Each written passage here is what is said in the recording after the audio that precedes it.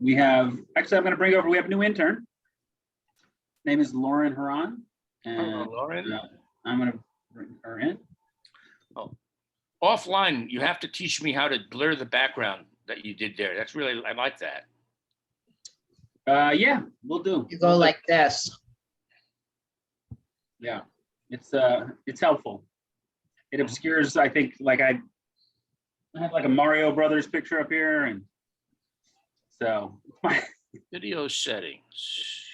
so Let's see. You're in the right area, Bob. Go to your background in your Zoom settings. Okay. so under video where it says stop video, there's a little arrow. You click on that arrow, it goes to video settings. I got that. All right, once you're in video settings, there is a couple of things you can do. There's background and effects. You click on that, and then I got background and effects, and you then hit blur. You hit the button that says blur. I don't have blur. Oh, wait a minute, studio effects. Maybe it's in studio effects. Mine No, actually now, when you click on the arrow, blur my background is right there as an option. You don't even have to go into the other. General. Oh yeah, that's true. You can go to the little ellipsis next to the mute button on your own picture, Oh, really? Hold on a minute. and then it says blur my background. Hi, mate. Just be to correct. That's a carrot. Then Okay, it's not an ellipse. It's how come mine doesn't okay. have? That's annoying. You might need an update, Bob. It's possible. Yeah. Is this part of the new update that came out with like a month ago? Oh, I guess I got The it. new update lets you do it without having to go into the full menu. Okay. There's also chat functions and everything else. Hmm. Well, I think we have everybody that we're gonna get. So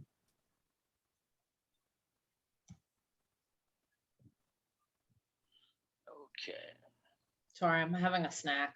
so I've got to update because I don't have that. That's what I needed to find out. All right, good. Okay, Bob, you're in charge. I am, okay, I call this meeting to order. Good evening. Welcome to the Village of Ossining Zoning Board of Appeals regular meeting of July 12th, 2022.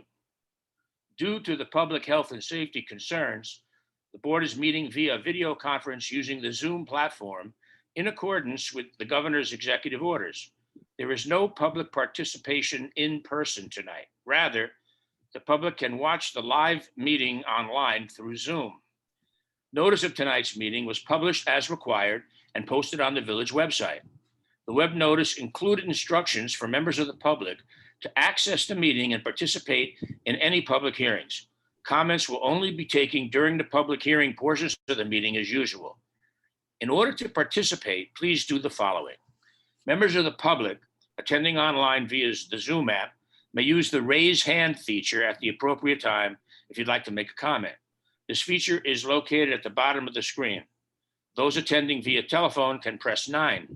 The meeting host will see that your hand is raised or that you have pressed 9 and will unmute those waiting at a time, one at a time, so that they can speak. Lastly, comments can be emailed to the meeting to jmartinez@villageofossining.org. Any written comments will be read into the record. Please note that tonight's meeting is being recorded and a video transcript will be provided at a later date. Ground rules. In order to keep this meeting orderly and to ensure we get a clear recording, please follow these ground rules. 1, when you are giving access to speak, please state your name and your address. 2, if you are speaking during the public hearing, please limit your comments to the matter which is the subject of the hearing. 3, if any speaker is inappropriate, they will be immediately cut off and access removed. For board members, please mute yourselves when you're not speaking. Also for board members, I will call on you one at a time to speak to avoid everyone speaking at once. If you wish to speak at any time when I have not called on you, you may also use the raise hand function or literally raise your hand so that I can see it, and then I'll call on you. We will use roll call voting for the purpose of all board motions. This is to ensure that the record is clear. Thanks to everyone as we continue to navigate through conducting our meetings through the Zoom platform. For the roll call, I'll handle the roll call. okay. So for the benefit of the meeting, we're going to kick things off. Go ahead. All right, so Bob Durayo, Present. Kyle Beckley Avarisic, Oh, you got it. Aye, or here. Olga Montes, Michael Spall here. Good. And so Mark Gorechny has resigned from the board. Marlene Cheatham is not likely to make it today. And George Baleen said that he was going to try to make it today. So we'll keep an eye out for him. But he is at present absent. You have a quorum. Okay. All right. Time for new business of the board. First, approval of the Midget minutes from the June 14th meeting. Does anyone on the board have any comments about the minutes from the last meeting? Seeing none, can we have a motion to approve those minutes? So moved, Kyle. Seconded. Great. Can we have a roll call vote to approve that, please? You don't need roll call for the minutes. You can just do all in favor. Okay, all in favor, say aye or raise your hand. Aye. Aye. Okay, any nays or abstentions? No. The minutes are approved. On to the next thing. New business of the board. ZBA 15-2022, 65 Main Street, 89,19-624, OVO Property Group LLC, owner in a PW-B zone district. The applicant is seeking variances for the number of off-street parking spaces, impervious service coverage, minimum open space, parking setback from the street or lot line. The building is situated within 20 feet of the street, being situated within 15 feet of the lot line, occupying more than 50% of the width of the parcel. It was originally submitted on June 23rd, 2022. It's a new application. Jaime, is there anything you want to tell us about it?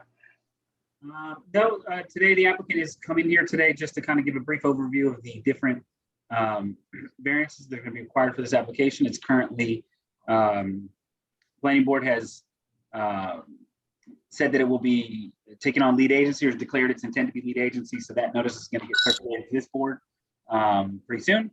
And we will, back the next meeting coming back in September, we'll be able to start looking at that point more into the zoning stuff. So I think today's focus is really just about kind of going over the broad strokes of the zoning application and connecting it back to the old application where these variances were approved previously. Is what the applicant or his representative here to speak? Yes. Great. I took a quick look at the old approval, which has expired. I also note that it even references that secret would be done by the planning board. Technically, you shouldn't be acting before the planning board completes secret, but it looks like a couple of the variances are a little bit different. Just the numbers looked a little different. So, but again, for tonight, I think the purpose of this meeting is really just for the applicant to give you an overview of the project. Understand. So let's hear them.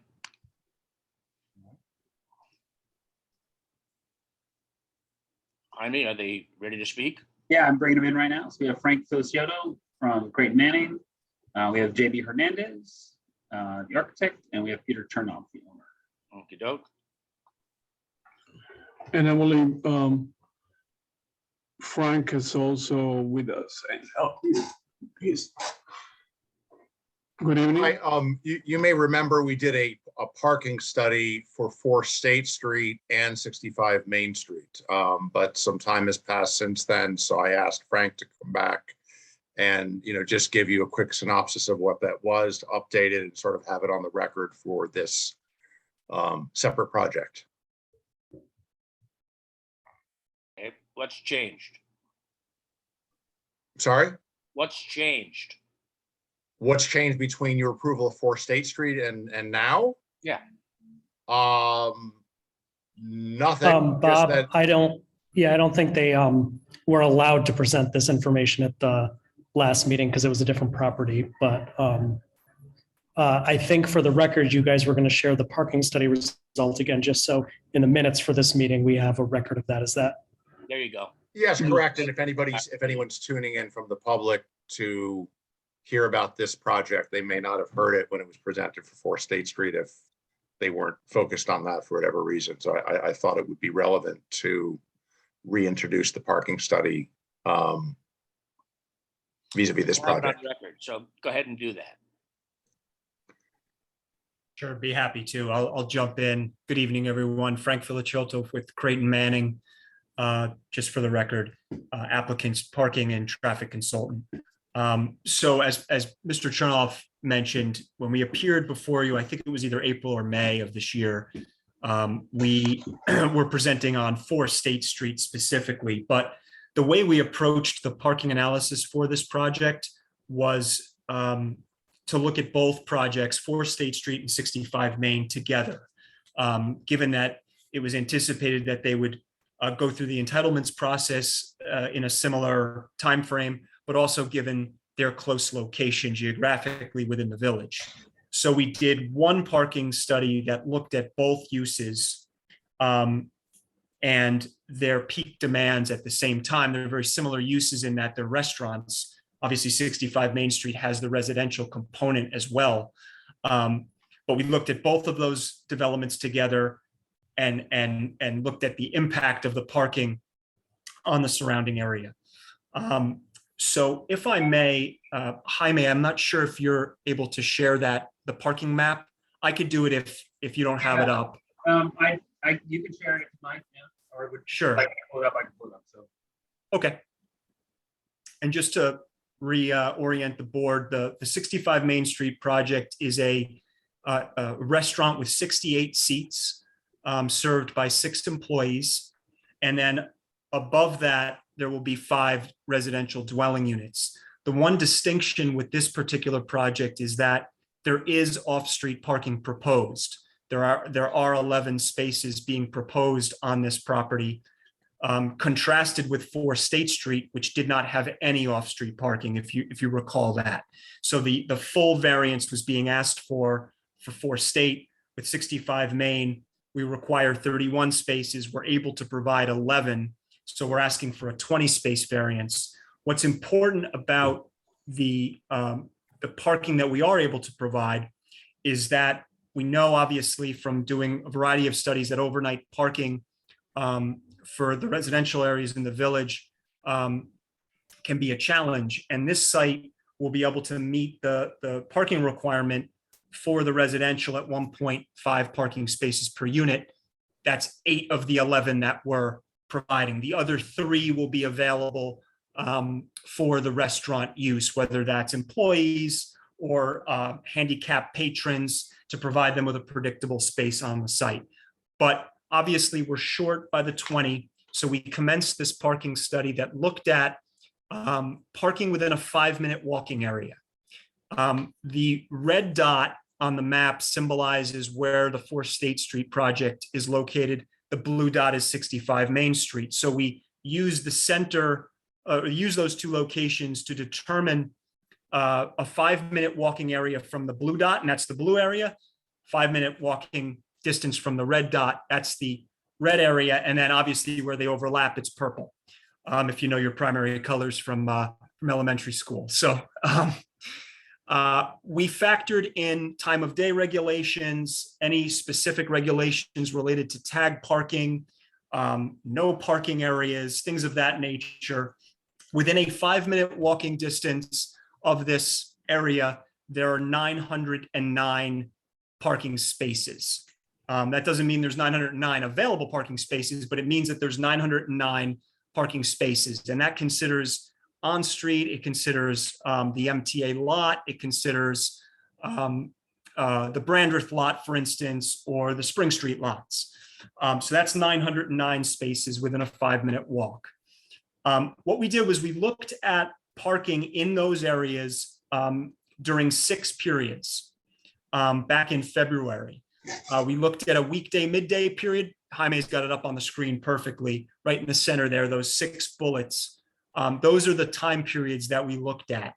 And the reason why we looked at those periods was to obviously consider peak demand at a restaurant, which would be lunchtime and dinner time on both a weekday and on a Saturday, and then the overnight period to deal with the residential portion of 65 Main.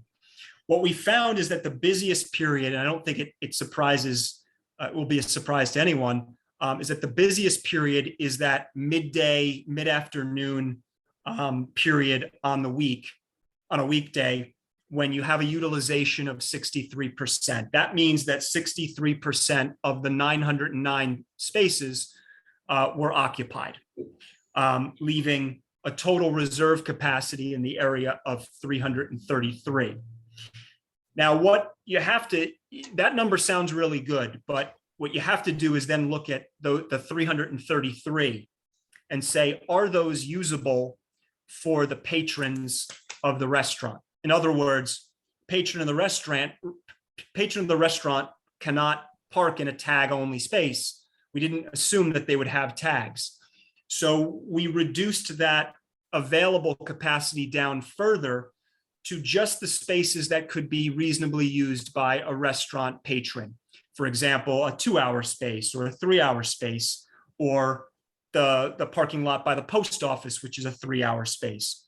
And so on the next page, that 333 was reduced during that same period down to 136. So if you look there in table 4, you'll see there that the reserve capacity, when you factor all of the various regulations in the area that would prohibit someone coming to use the restaurant, you have 136 spaces available. According to zoning code, the restaurant for 65 Main Street requires 23 spaces. The restaurant for 4 State Street required 15. So when we did this parking study, we assumed that we'd need to find a home for 38 parked vehicles. And as you can see, during the worst case period, during that weekday, midday period, we are able to find a home for those 38 vehicles. There was a reserve capacity of 136. And then obviously, given the residential units, the 5 residential units, we have designated parking on the site for those units 24 hours a day. So that element is covered by the site itself. So all in all, there is parking capacity for the short-term use, i.e. restaurant, someone coming into town, going to the restaurant, and then leaving, a reasonable time later, 2 or 3 hours. What we didn't factor here was the idea that there's already people in the village who might be parking in the village already, who might go grab lunch at this restaurant. We didn't take that into consideration because we wanted to be conservative, but I think we could all imagine that one of these restaurants opens up and someone who works at one of the businesses in the village, who's already parked on a street in the village, could go over for lunch and not add a new parking demand to the area. But we didn't take credit for that because we wanted to be conservative. But all in all, this site will be able to integrate into the study area without having a burden on the parking assets in the village. Cool, thank you. Does anybody on the board have any questions about the parking study? No, well, good. I do, Bob. Oh, there you go. Just wanted to raise my hand. Yeah, Kyle. So I appreciate you guys coming and doing this again. My question last time, which I want to have on the minutes this time, was about accessible or handicap parking. And I saw in your documents that you had partitioned that off on the street, which is great because that slope is not an accessible slope. The grade is too steep. So there actually needs to be street side parking. And I don't know if you worked that out with the village, but I'm curious what you did from last time when you first mentioned this to now. We've actually got we've got a space underneath and we've got a lift up into the restaurant from there. Great. Because you're right, the slope on Main Street there is too steep for an accessible spot. Our original plan had anticipated that and then realized it wasn't really doable. So. Thanks for yeah, taking that into consideration. Anybody else Yeah, on this one? Originally, we had like Peter said, we had requested, or we had entertained requested from the village to make one of the parking spaces in the front accessible. But then since then we have abandoned that and we have the parking space within the site. Great. Any other comments from the applicants? I don't know if you want me to quickly go through the presentation of the project, or if the board is familiar with that. I mean, if you have any Yeah, questions. I think it makes sense to do that. If you could go through the sort of broad strokes of the project, and then if you can call out the specific. Yeah, I don't remember who of you were on the board last time around. Very few people here were on the board. Yeah, there's enough new people that Yeah, I think would be a good I idea. think it's worth just, reintroducing the whole thing. Mm-hmm. Okay, so do you see my screen? Good. So the project is in 8,000 square feet, 0.2 acres, located at the intersection of Hunter, Main, and Water Street. Let me see if I get. This is an old. It's located in the waterfront district, and it's as you can see from the old maps, it's a building with historical connotation, even though it's not a landmark building. But what we have, what we're proposing is to keep the existing building. It has been specifically said that it is the oldest building in downtown Austin. So our So it isn't landmarked, but it's something which a number of people feel is important to keep and rehab and incorporate into the project. So this is a photo of the existing building, and what we're proposing is a restaurant.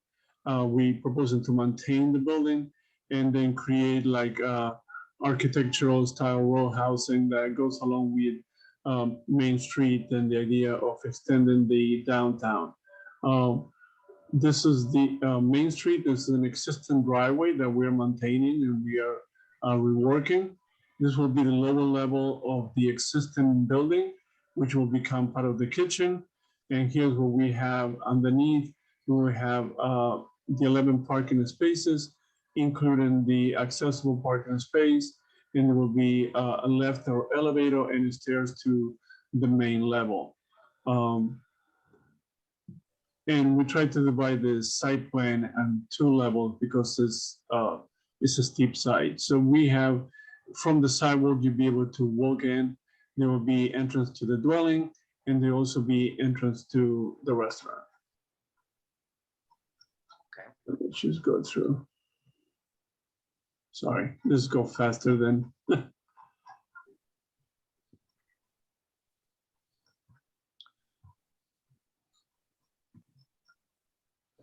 So we are proposing 5 units. And the restaurant, like I said, we have the lower level will be a restaurant accessible from the sidewalk, and it will have a balcony overlooking the river. Then we have 4 units. There will be duplex style homes, and one of the units at the end will be two units, one on top of the other. So this is the additional levels. The building itself is approximately 12,000 square feet, including the restaurant. And like we said before, this is the style architecture we've been trying to bring along Main Street, utilize the existing building, renovate it, and then create different styles. So it doesn't look like one massive building. It looks more like an extension of Main Street. This is some of the renderings that we had done. And the last time we were in front of the planning board in 2019 and zoning board, we went as far as we have begun with selection of materials and the architectural language that we were doing. And also we had in the rear, we had, it's a more modern look. And it's overlooking the river with the balconies. And these were pictures of the existing building. And this is a picture of looking towards the waterfront. And this is pictures looking across the street to what it was, but it's Hunter Street, and it's more where 60 Main Street is. I'm not sure if you have any questions or if you wanted to go over some additional information about the project. I have to ask because it's killing me. What kind of restaurant are you putting in there? Do you know? I don't know. I mean, I'll be looking to try to recruit a restaurateur. Oh, okay. Yeah. My intention is to take an active role at 4 State Street, and hopefully with, you know, that being successful, we hope that will attract someone to this site, which is a larger place. And you know, that's what I'm hoping to get done there. One thing I did want to add is just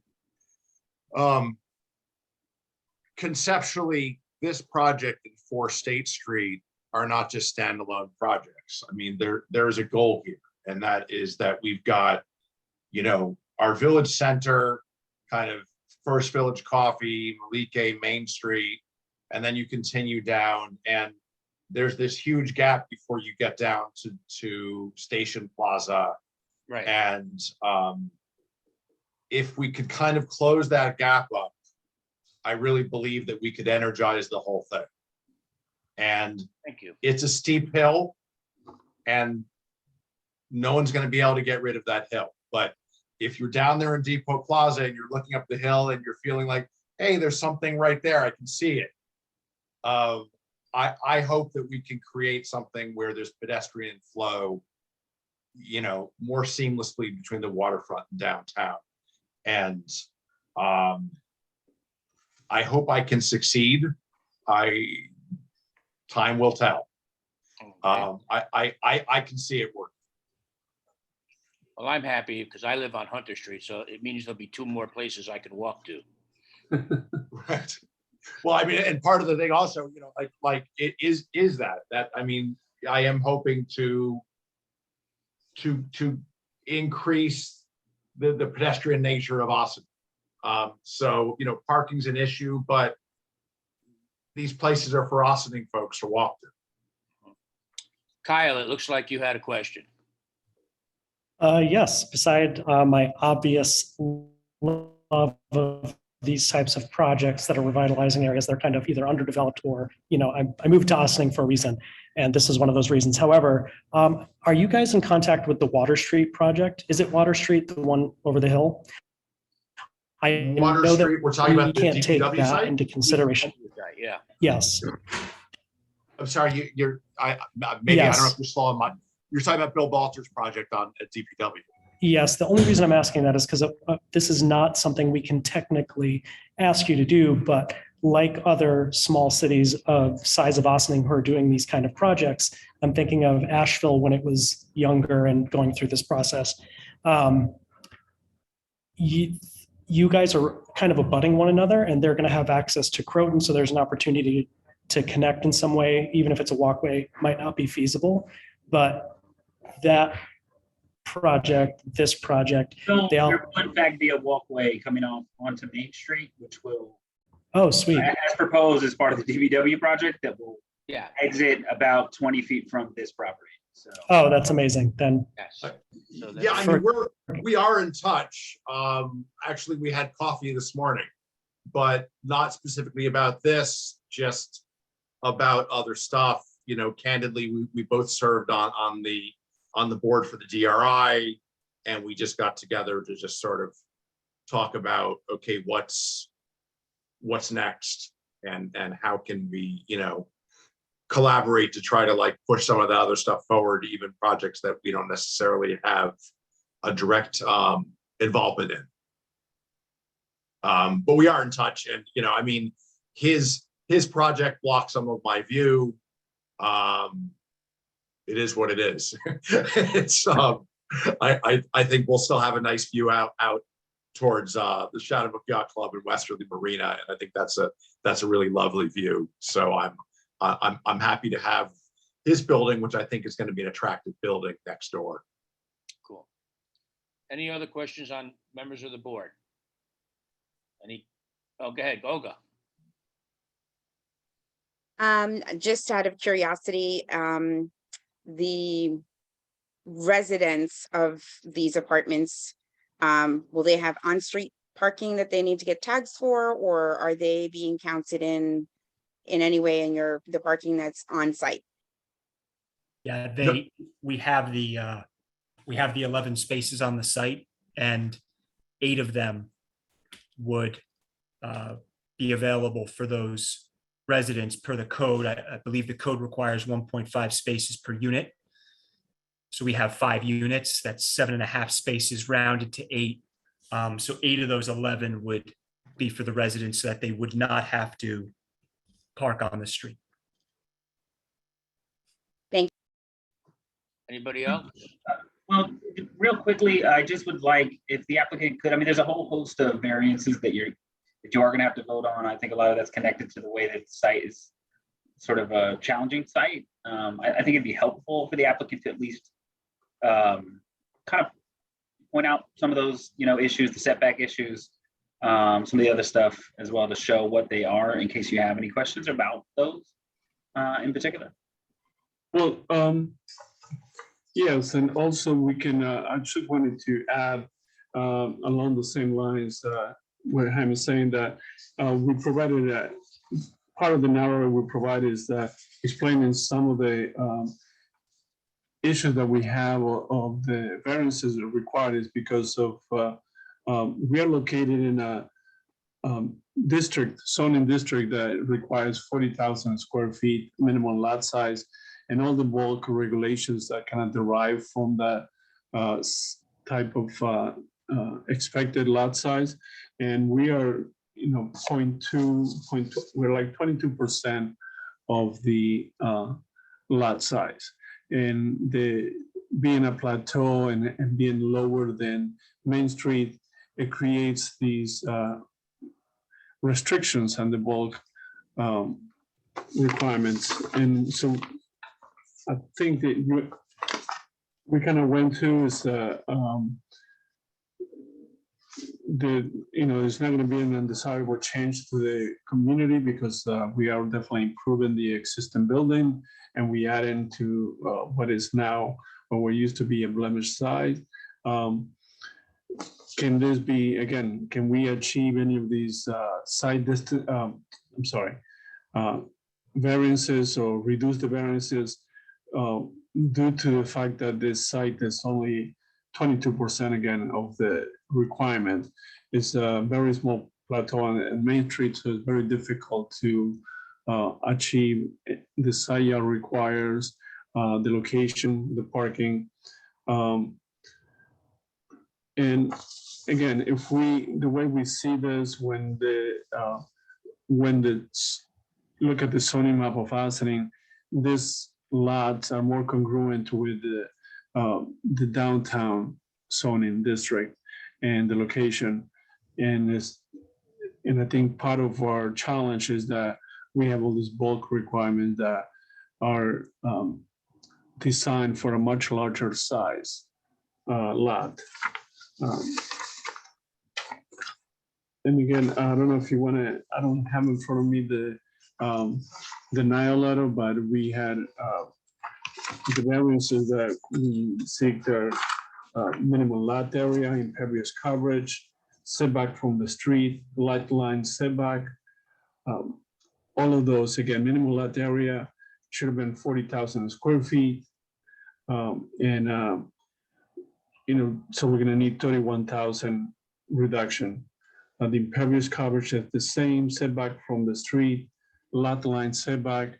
So all these variances, I don't know if you want me to talk about each one as to whether we, if we meet all the criteria. I don't know if it's necessary to talk too much about the specifics today, that the zoning board doesn't have a We can't ability to vote on it tonight. No, we can't have a vote tonight. This has to come from the planning board.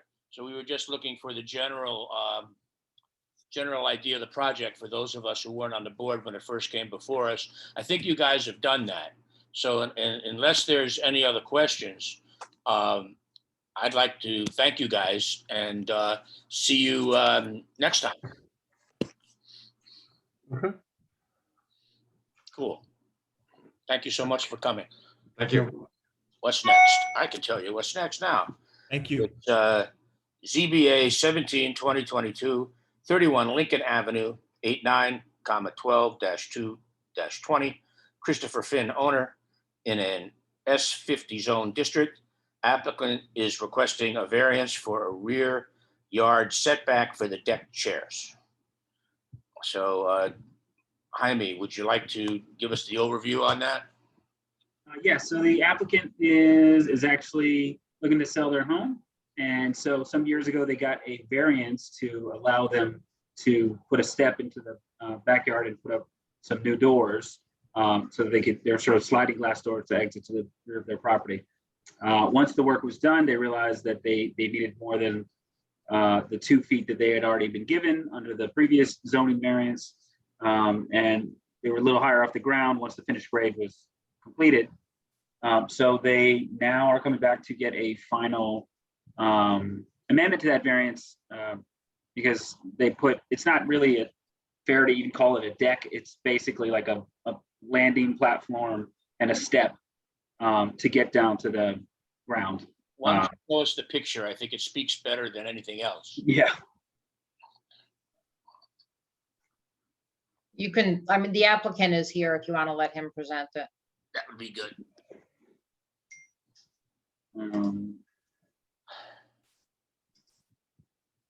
So we have Christopher Finn here. And Christopher Finn is the applicant. This is a picture of the steps. So it's already built and right, and that's what's there. And we just need to pass a resolution to make what they did legal. Am I correct? Correct. So it's a little different. So the variance today would not be from the original 30-foot setback. Rather, it'd be a variance from the new required 28-foot setback because there's an existing variance. So what they're requesting is an additional 4 feet in variance. So I'm going to bring up the survey here that shows the specifics of that. Let me zoom in a little bit. You previously granted a variance that allowed the back of the house to be set back at about 28 feet. Mhm. So when they added the step and the platform, it's now set back 24 feet. So they're Yeah. requesting an additional 4-foot variance. Yeah, I could give the board a little background. A couple of years ago, they put an addition on the back there. And originally the sliding glass doors were supposed to be ground level to the backyard. So you kind of stepped right into the backyard. So they only needed a variance of 2 feet. Because when they put the addition on, it was 28, it came out as 28.2. But when they realized the grade in the backyard, it was just too high for you to just step off the sliding glass doors into the rear yard. So they had to make a platform and as you see, 1 or 2 steps so that it would meet code. And obviously that now changed, the request of what the original setback was going to be for the rear yard. But it wasn't done where they built it with intent. It was a miscalculation of the height and the grade from when they put the sliding glass doors in.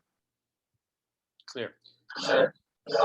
So what we're doing is we're doing a new variance to accommodate for the platform and the step. Does the applicant want to say anything before we look at the steps? Sure. This is Christopher Finn here, 31 Lincoln Ave. Can everybody hear me? Yep. Alrighty. Well, appreciate everybody's time tonight. I think Joe and Jaime laid it out pretty nice. This was a oversight on our end. Like Joe said, we thought originally when we had graded it that it would be safe to exit, right? And then per Joe, they requested us to build the stairs to meet the code, which we were able to do. And I didn't even think about it or realize it, that the stairs would be an extension of the house, right? And then now I'm 24 feet. to the setback, and that's why I'm here for the variance. And as you can see in the pictures, it's behind my fence in my backyard, so it's not really encroaching on anybody. Obviously, it looks pretty nice. And the one neighbor who I'm extremely friendly with right there, John Rocha, just for the record, has absolutely no problem, an issue with this, and has voiced the support. I really don't have a neighbor on the other side because that's 3rd Avenue, and then it's a double lot.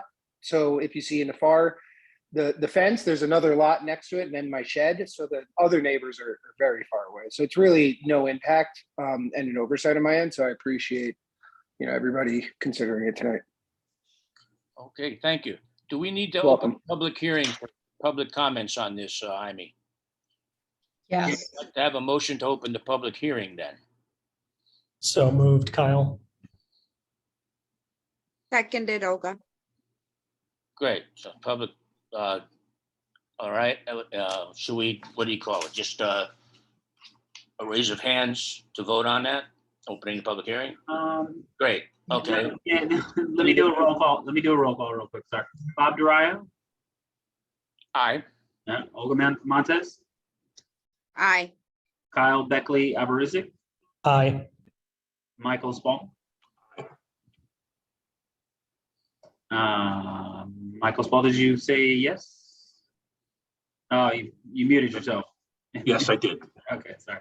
That's it. Okay, go ahead. Anybody here from the public to speak on this? There is not. In that case, may I have a motion to close the public hearing? So Motion moved. to close. Oh, yep, there we go. Olga, Okay, motion to close. Kyle, second. great. Bob Durayo, Aye. Kyle Beckley. Aye. That's fine. Montes, Aye. Michael Spall. Aye. Okay, it's unanimous. Meeting is closed. Shall we go through the steps? Linda? Oh, I wasn't prepared for that. Hold on. Sure. So now you need to consider the factors for this variance. So the first is whether an undesirable change will be produced in the character of the neighborhood or detriment to nearby properties will be created by granting the requested area variances. All right, let's go through the group. Olga, what do you think? I don't think it would create anything new. Okay, how about you, Kyle? I don't think it's gonna, I say no also. It's a very simple thing with a small oversight and the neighbors seem far enough away plus the fence, so no. Michael?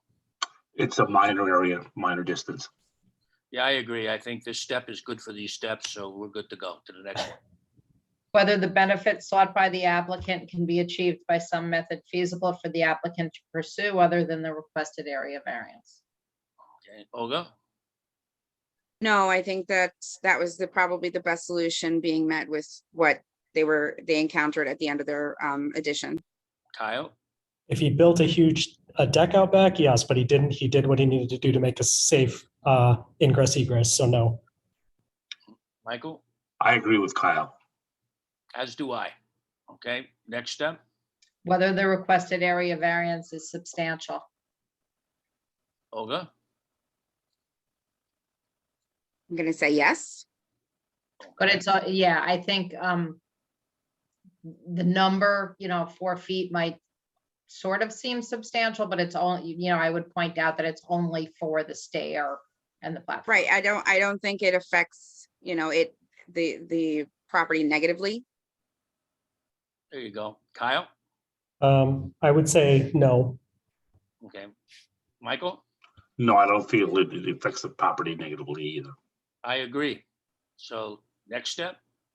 Whether the proposed variance will have an adverse effect or impact on the physical or environmental conditions in the neighborhood or district. Ms. Olga? I apologize. Can you repeat that question? Sorry. Whether the proposed variance will have an adverse effect or impact on the physical or environmental conditions in the neighborhood or district. No, it's in the back of the property and it's not affecting anybody else's property in any way. Kyle? I agree. I don't think it has any impact environmentally or otherwise. Michael? I see no impact. No impact. I agree too. Next step. That's it. So, or whether the alleged difficulty was self-created, sorry. Well, Yes, but it was unintentional. So it was, you know, an unexpected change, and he did the best that he could with what came about. Kyle, I agree. I don't think it was an intentional, and they already came for variance previously, and this was an oversight, which he stated. So yes, but I don't think it's. Michael. No, I agree. It Yeah, was not created self-intentionally. I also, it was self-created, but it was sort of an accident of what they discovered when they did the building, that they needed this.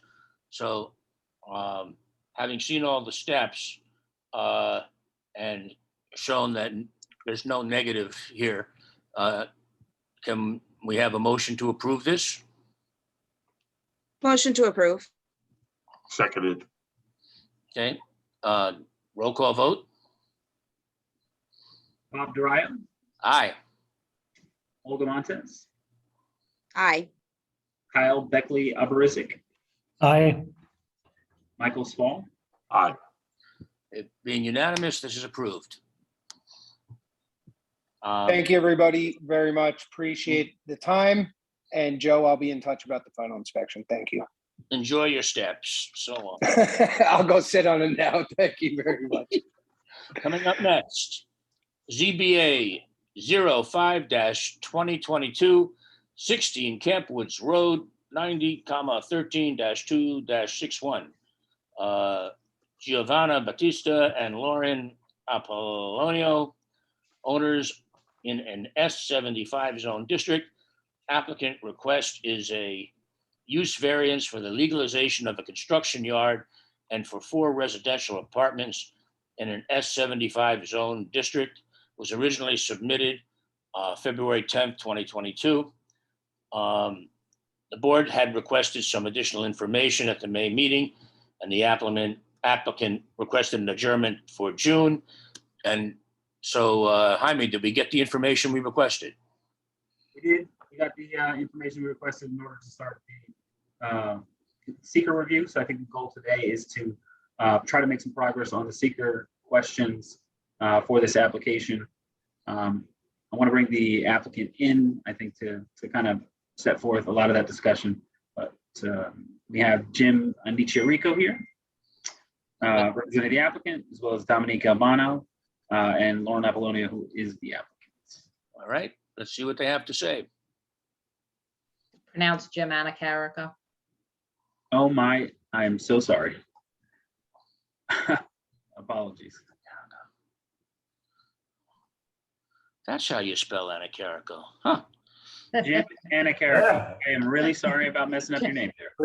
Jim, did I cheat knowing that? Hi, Jim. Yeah. Linda's I've known that name all my life. From the same village, so she knows that name. Very nice to be with you all tonight. So just a brief overview. My name is Dominica Albano. I'm an attorney at Zarin and Steinmetz. I'm here today with my clients, the Apollonios, John and Lauren, and their application before your board for a use variance at 16 Campwood Road. As you already know, we're joined here with Jim Anacarico from Cronin Engineering. And like you stated before, in preparation of this meeting, we provided a cover letter answering all the questions you had laid out at the last meeting in May, a site plan incorporating the proposed screening measures and newly proposed parking, photos of the property's condition, a long EAF, and a phase 1 environmental report. So did anyone have any additional questions based on the Q&As we had provided in the cover letter? I don't have on that, but I have a question about the residential building.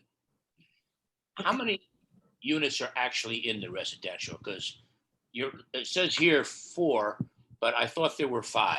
I'm confused. So there are 5 units in the residential building. Throughout this application process, I and my clients have been holding themselves out as having 5 units. I was unaware that it was proposed by the village that there were 4. And my colleague who had handled this matter before I had taken it over in March had also held out that it was 5.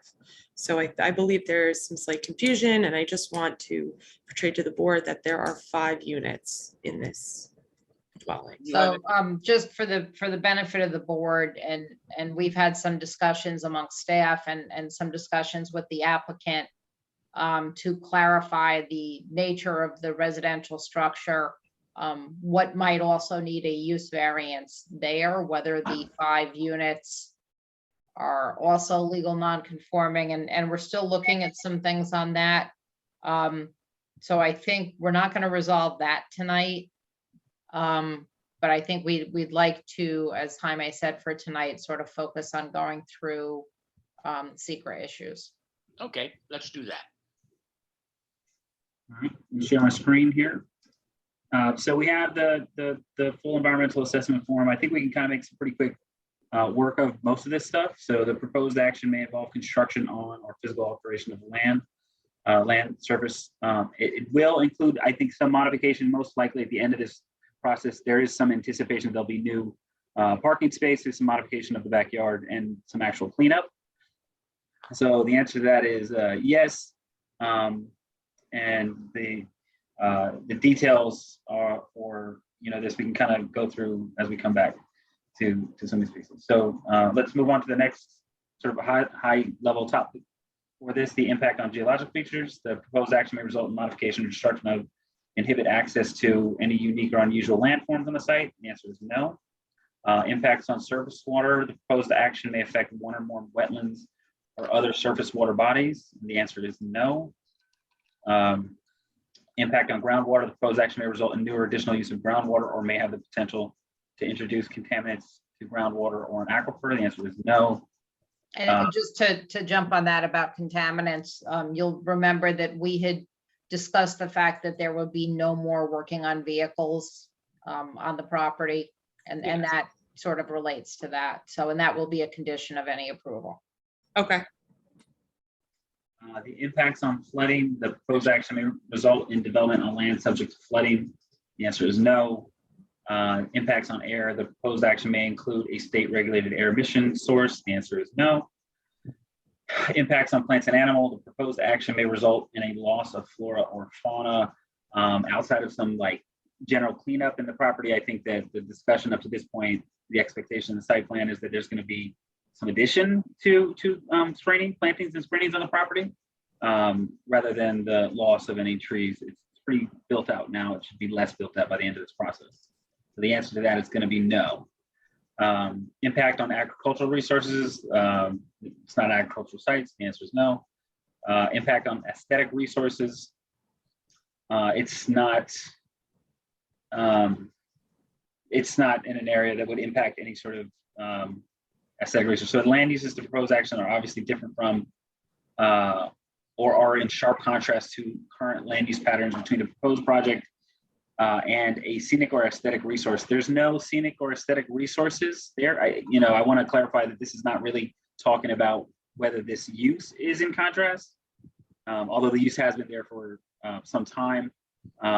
It's more relating to the scenic or aesthetic resource, which it's not near to any scenic or aesthetic resource. That would be the specifically the Hudson River, and no, it's not in the LWRP zone. So it's just no. Impact on historic or archaeological resources. Proposed action may occur in or adjacent to historic or archaeological resource. I'm going to go to part 1, E3E and G, and we will see real quick. Never that easy to find. Yeah. I think it's the last section. Yeah. Okay. I believe it's on the last page. Archaeological. Oh, yes, that is, yeah. Yeah. So E. But there's no archaeological dig. Yeah. So the answer is no. So there. It's funny that the downtown has got a really wide berth of areas, and so this property is outside of that reach. But there was another property that came from this board, 136, 144 Avenue, which is just down the street, which was at the edge of that property. So the answer here is no. Impact on open space and recreation. The proposed action may result in the loss of recreational opportunities or reduction of an open space resource as designated in any adopted municipal open space plan. The answer to that is no. The impact on critical environmental areas. So the critical environmental area in this instance would be for the LWRP zone, the waterfront. It's not in that zone. No. So the answer is no. Impact on transportation. Proposed action may result in a change to existing transportation systems. No. Yeah, I think the answer is safely no. Impact on energy. Proposed action may cause an increase in the use of any form of energy. The answer is, no there. Proposed action may result in an increase in noise, odors, or outdoor lighting. I think the quick answer is that it's not going to do that. I mean, I'm going to go into the EAF to make sure that they haven't highlighted anything. It's D2, MN, and O. You were there. D2.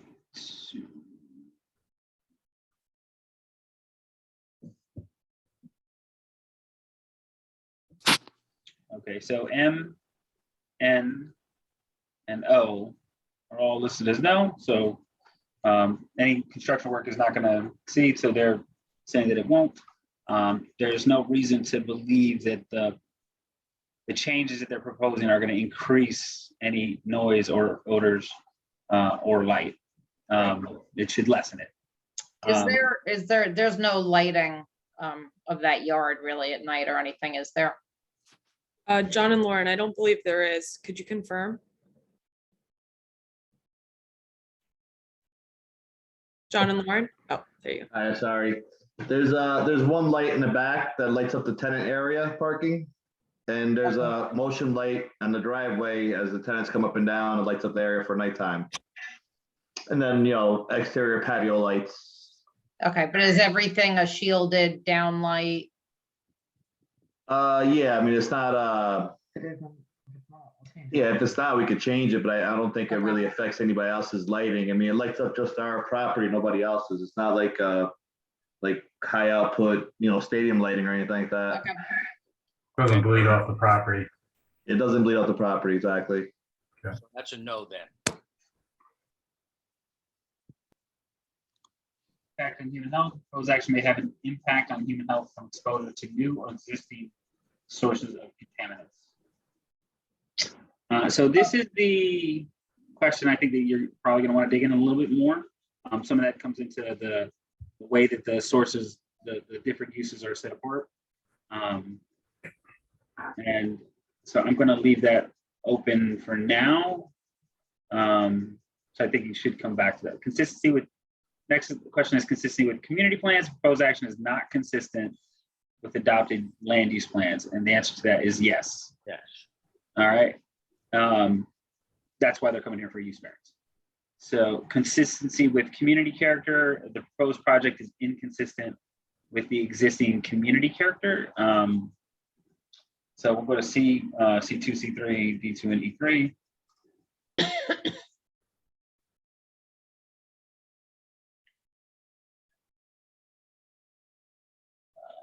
So C2, C3, I think it's, without going to the. Yeah, the area is very mixed. I think that's been established. So I mean, it's really up to the board, but I don't know that it's that inconsistent with the existing character of the area. I don't believe it is. Yeah, there's a shop on the corner, the Miller gas station, then there's a house, then there's this property which has multifamily and has a construction yard. Across the street from them is sort of a range of stores. There's a temple on one side. There's more stores and stuff down the corner. So, and then there's single family homes. It's sort of, it's a mix, so it's not inconsistent with the neighborhood. It was already mixed. Right. Yeah. Am I allowed to speak during this portion, Jaime? Yeah. Okay. And also just emphasizing that couple lots down is also a gas station. It's always been a mixed use, and we've said since 1978, since my client had purchased the property, his father purchased the property, it has been operating as a construction yard with a dwelling in the front, and you can't see the dwelling from the construction yard from the street. So just want to make sure the board is aware. Right. Does anybody on the board think that this is inconsistent with the character of the neighborhood? Keep in mind that your vote here is not a vote in favor of the use variance. It's just Right. It's just a statement in terms of the. Right. I don't believe so, no, and I am very familiar with that street. I've been to the lawnmower shop, I've been to the gas station. The street has been a mishmash of all kinds of things, so no, I don't think it's inconsistent at all. I agree with Olga. Kyle, what do you think? I don't really have much of an opinion having seen it. My only question was, is it safer to do yes and then no or small impact on these items, since most of those can be answered right now? What do you say, Linda? It really doesn't matter if you're going to come out to the same place in the end. This is just really a tool to help you reach your determination. I would say no. Okay, and Michael? I believe that the site needs some, basically some housekeeping spruce up in order to make it better and better run and better organized. And as such, the applicant is trying to do that right now. And I think that by doing that, they're going to make it more consistent with the neighborhood. Great. All right. So we can say it's consistent. Good. Next. And so consistency with community plans.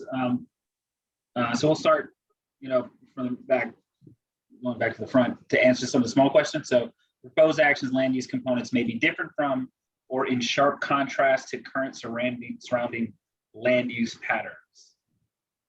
Meaning the land use is being multifamily housing, 5-unit multifamily housing unit, and a construction yard. And so the sort of answer that you have to say is that it's either no, or the fact that they're there has a small impact, or there's a moderate to large impact. It's really the same issue you've just discussed, kind of. Yes, I agree. I think it has no or small impact. What about you, Olga? What do you think? I agree. I mean, like I said, the property across the street, more than one of them is a business first level and an apartment or residential dwelling in the top level. So I agree. Kyle? Agree. Michael? My only issue would be, since it is a construction related industry, I think that hours of operation, in other words, if there's residential homes in the area and they're pulling in trucks at 10 o'clock at night at the end of a long day of construction, that could have an impact. But I think they provided you with information on hours. Yes, we did. And let me just refresh. And again, those can be a condition. Yeah, the hours and there was 2 hours. So if you can both accommodate, there's the hours of operation of the yard and there's the hours of operation of the office, which I think are different hours. Right. Or not office, but deliveries, I should say. So what is the applicant saying about, are there a lot of late night truck business happening there, or is it just during mostly business hours?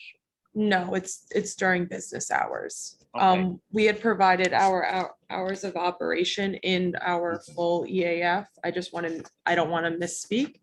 So we had provided that it's 7 a.m. to 6 p.m. on Monday through Fridays, and Saturdays 7 a.m. to 6 p.m. All right. So, Lauren and John, if you'd like to speak to your operations for the board, you're more than welcome. I mean, usually hours are usually like 8 till 6. We don't even start that early. 7:30 is when we come in and talk and get, started by 8, let's say, before we start any trucks up or move anything. 6 p.m. is usually about the time we get back. Snow removal time, which is the same time, let's say the town trucks are out, that's the times that we'll go out at night. But other than that, it's, very rare that will be after hours. Great.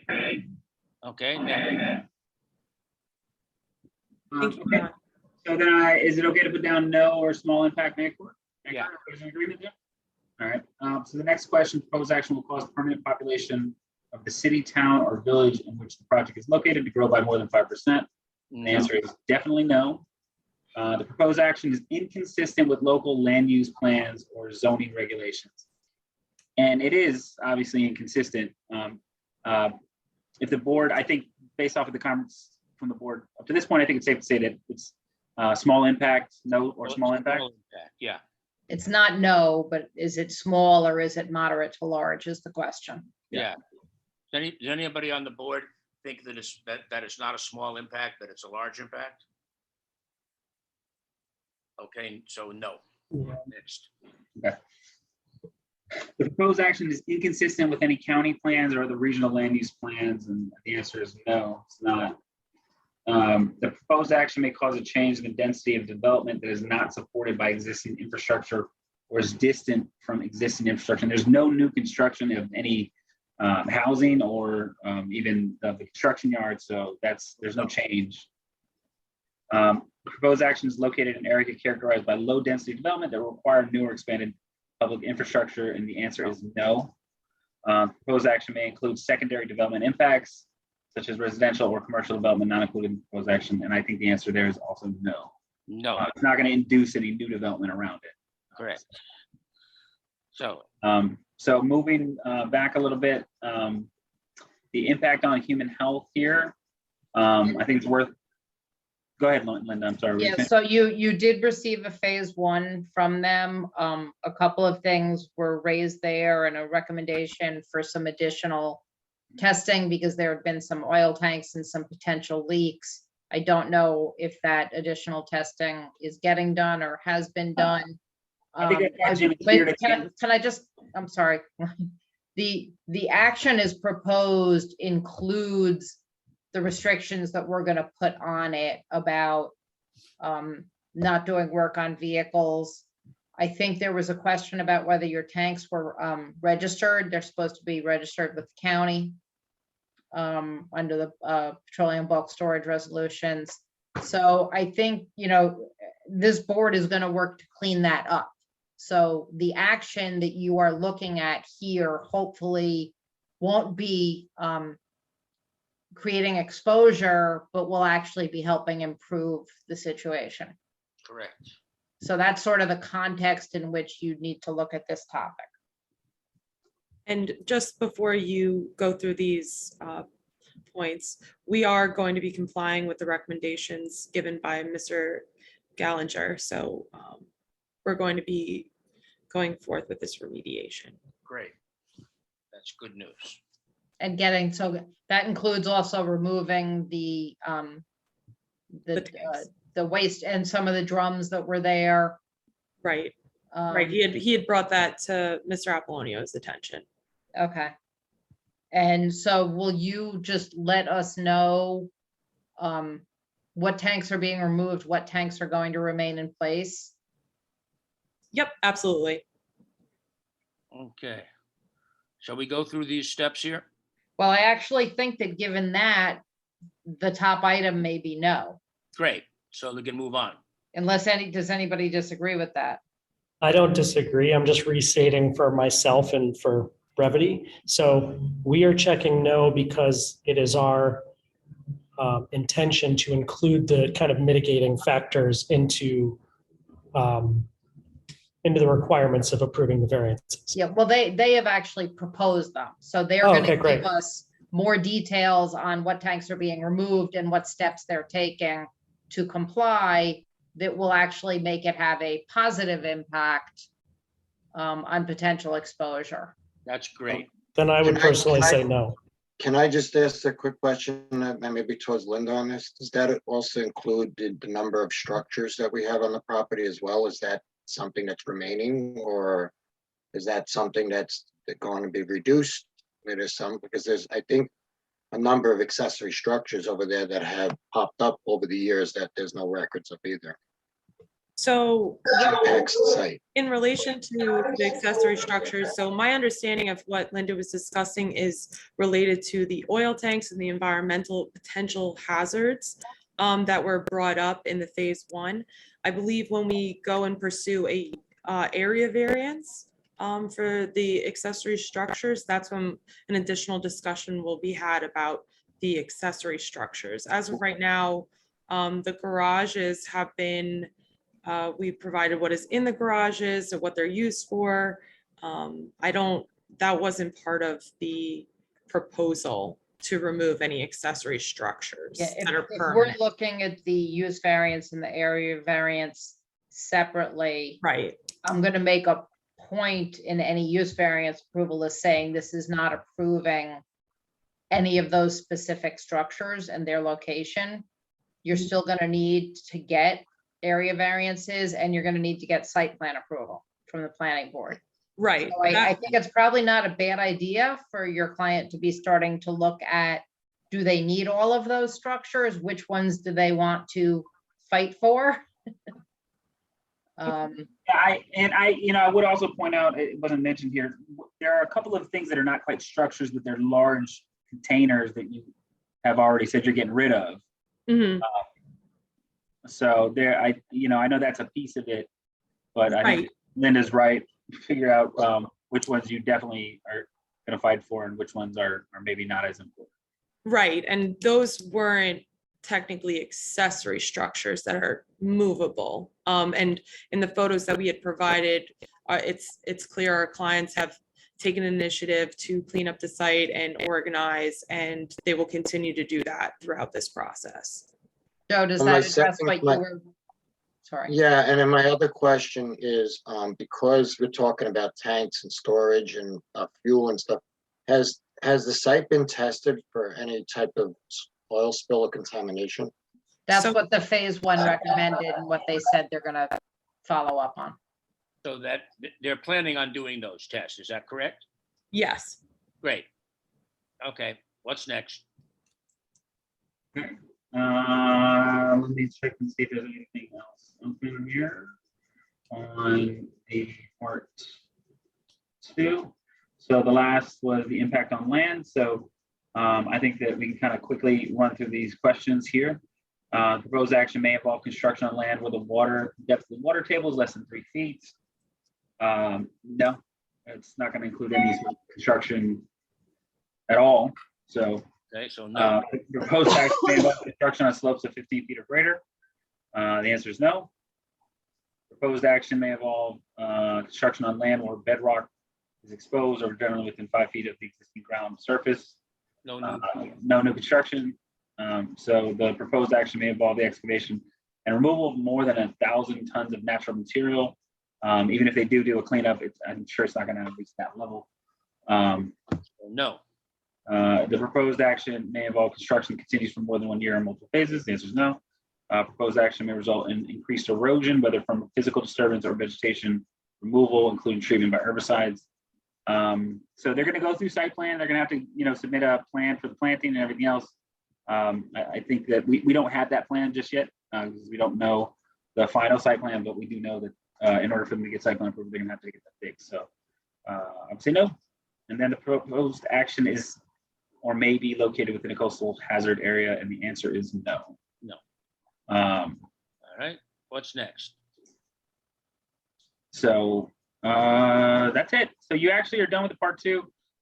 We'll have to come back with part 3 in the neg deck, but that can be dealt with at Great. Subsequent meeting. So is there anything else that the applicant would like to talk about tonight? Yes, so Jim, if you wanted to show the proposed screening measures and parking that for the site for the tenants, that would be great. Jaime, if you could bring up the site plan. I can. I'm It trying should to. be last item. Yeah, sure. Thank you.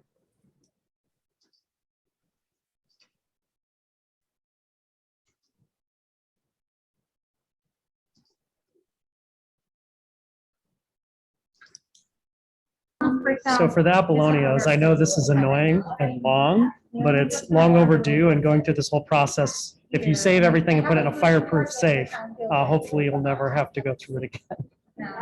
Yes. Well said, Kyle.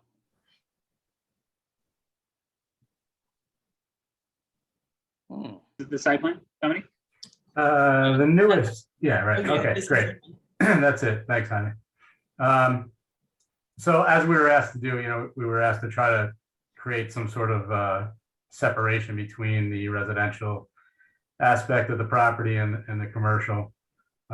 So what we've done is we've proposed a fence.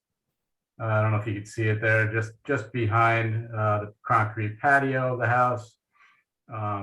There's a gate as you come up to the top of the driveway that you'll enter the construction yard through. There are 2 parking spaces between the house and the fence right there to the left as you get. to the Wait, top of the- sorry, 1 second, Jim. Jaime, could you just zoom in on the bottom half of this site plan, because there's existing conditions is at the top, the bottom is our proposal. There you go. Thank you. So there's the fence, there's the residential parking. Right. Right. So as you get to the top of the driveway, that area there that currently contains some movable containers. Those will be moved. Some materials will be moved out of that area, and we'll create 8 more residential parking spaces up at the top of the driveway to the right. The fence, there's an existing timber retaining wall with a fence on top of it that runs along the property line. It's actually a stockade fence. That stockade fence will be replaced with a 6-foot-high chain link fence with privacy slats. As you get to the rear of the property, there will be a 6-foot-high vinyl fence at the very rear property line, because that's at grade with a residential property. So that'll the southern property line, the neighbors are a bit higher than the property itself. And then as you come around to the north property line, there's already chain link fence there with privacy slats, but any portion that needs to be repaired or replaced or added to, we'll have that done as well. So that would be chain link fence with privacy slats along that. Now there is vegetation along the northern property line and along the southern property line. There are mature trees, especially on the southern property line. There's also, if you could see, if you were standing out on the street and looking up at the house, to the left of the house, there's an existing row of arborvitae that's about 15 feet high. You cannot see past them into the backyard. And really, due to the grade change from the street to the backyard, you can't see the construction yard at all. So for the most part, it'll really be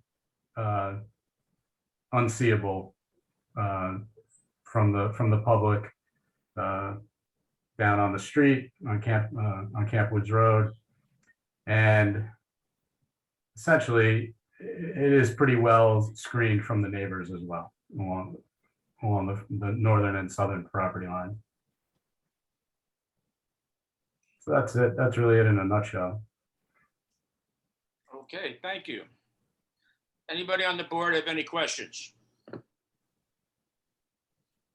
Olga, you good? I'm Kyle? good. Good. Kyle, how you doing? Nothing? Okay. Michael? Yeah, the only thing I really see missing is if we get some sort of photo representation or a depiction from the rear residents or what they're going to be looking at with regard to this new fencing in the rear from the residents. Yeah, we could give you type of fence, details on the PVC fencing. It'll be 6 feet high, so they essentially really won't be able to see over it much. And since the grade is pretty flat back there, it's not like the grade goes up and they see into 100 feet into the yard. Well, But I Jim, think it'll is there be- fencing there now, Jim? Right now, there's no fencing. I Okay. guess there was at one time. John, I think you mentioned there was a tree that they wanted taken down that's pretty close to the property line, and that's why there's not fencing there now. You were gonna plan on taking that tree down for them?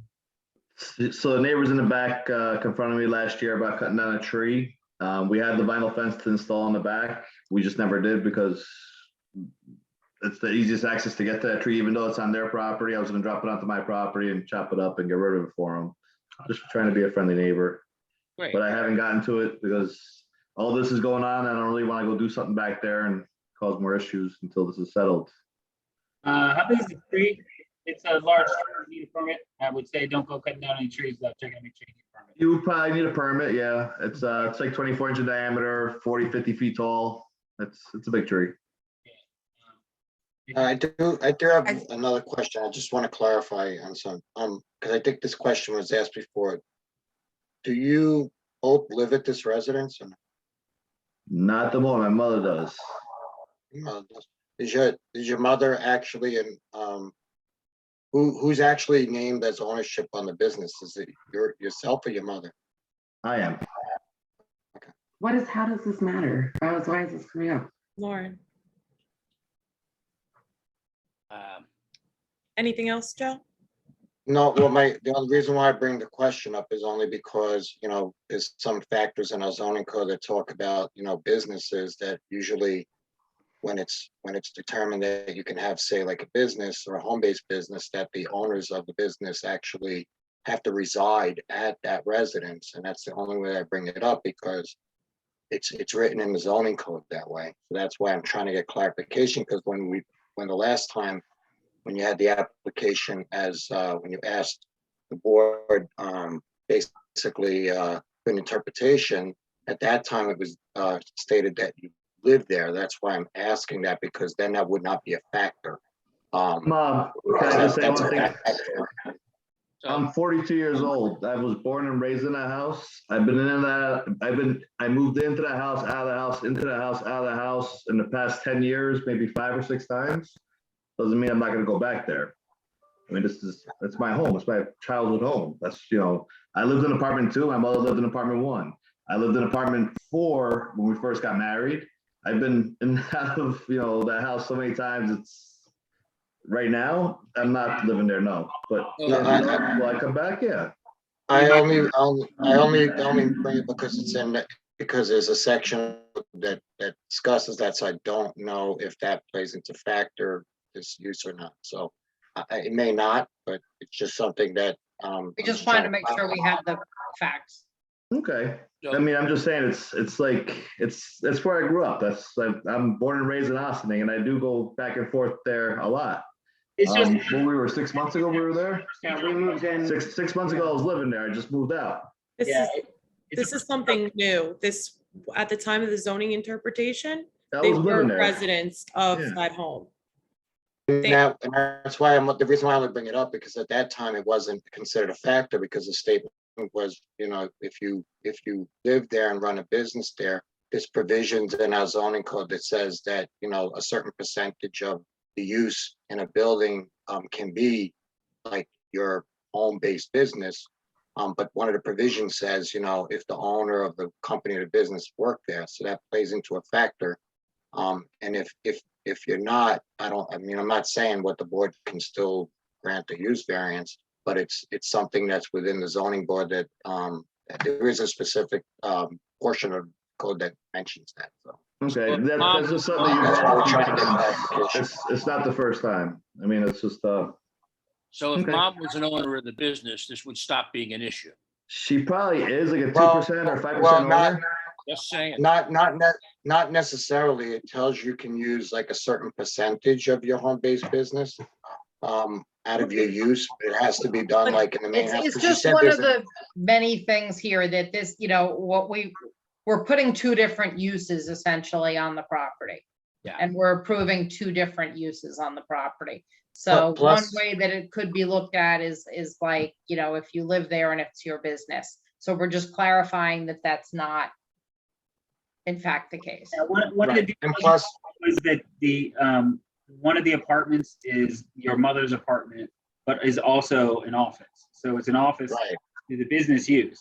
That's why this is So Correct. for That- greater that- clarity, that's- for greater clarity, the office is only used by John. I'm gonna put office in quotes because he does paperwork there. To consider it a office where clients are coming into the property is false. So. Right, and that's the portion of it when we said there's an office in there, the code says that you can use 25% of the house for some sort of home-based business. So let's say in this case, he says, well, this is my office there. If it's less, it's 25% of the overall square footage of the house or less, it's actually permitted, but the provision on it just says there that it has to be that the individual who runs that business is actually lives there or owns the place or owns it per se. Well, we own So it. that's why. I mean, So that's why the question is to clarify, because then the use of the office within the house would be actually a permitted use by our zoning code. Got it. you just said lives there or owns it, but we own it. So now I'm confused.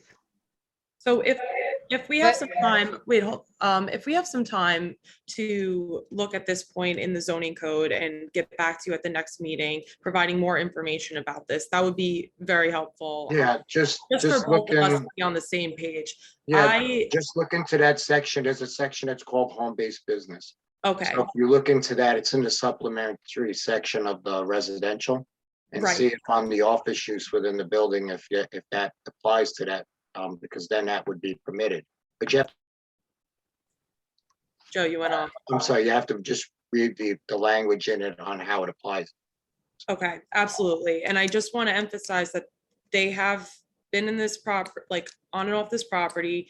At the time of the zoning interpretation, they were residents. We are not trying to confuse the board. We want to give clarity to everyone on what is the status of the property now. A lot has changed, especially related to COVID. People are moving in and out of houses. I just want the board to know that our clients are doing whatever they can to make this right in your eyes, and also work with the board and make changes where we feel where you feel are necessary. So thank So you. just a question, Bob, since we can't do anything about this tonight, and since the issue or possible issue has been brought up, can this just be, y'all figure this out offline?